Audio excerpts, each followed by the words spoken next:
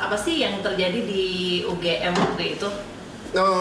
Pada waktu itu kebetulan saya dengan Pak Menteri ATR BPN Pak Nusron dan Pak Wamen Pak Daryono, kami diundang oleh sebuah platform talk show begitu ya, yang sebenarnya juga sudah pernah terjadi juga oleh Pak Daryono sebelumnya di Unsud dan di Purwokerto dan di UNS Solo, Pak Nusron juga, dan waktu itu saya pertama di UGM diundang oleh Pak Daryono, ayo mas bareng-bareng kita ke UGM karena kita akan ada podcast.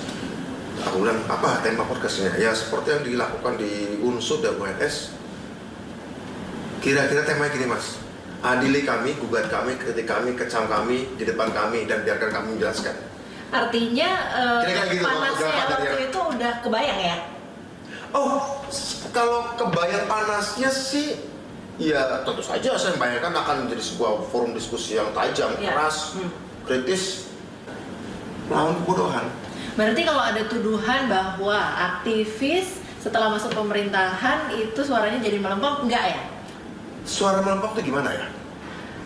Bersama menteri-menteri lain, teriak-teriak di situ, bukan teriak-teriak juga, artinya berargumentasi di situ dengan menteri lain. Ya, kita dengan presiden rapat menyampaikan kepada presiden, Pak Presiden, begini dulu cara mengatasi kemiskinan, pengusulan kami, gini-gini Pak Presiden, oke, jalankan, oke ini jangan dulu. Pada akhirnya kan komando tertinggi kan presiden kan ya. Dalam pengertian kalau teriak-teriak formatnya, kalau itu ukurannya pasti berbeda. Kalau ukuran idealisme adalah masih berteriak, saya akan mudah dicap untuk tidak idealis lagi, atau mungkin dicap untuk tidak berani lagi. Ya. Tapi masalah keberanian kan bukan soal itu.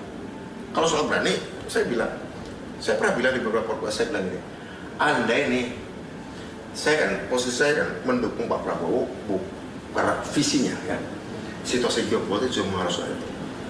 Andai nih, satu saat Pak Prabowo manggil saya, Pak Budiman, terima kasih sudah membantu saya, dan saya berpikir bahwa Pak Budiman akan lebih efektif membantu saya tidak di kabinet ini, tapi di tempat pengabdian yang lain. Andai nih Pak Prabowo memanggil saya itu, saya akan mengatakan, baik, tapi karena saya setuju dengan visi misi Bapak, saya akan mendukung Bapak meskipun saya ada di luar pemerintah. Karena apa? Keyakinan pada itu artinya apa?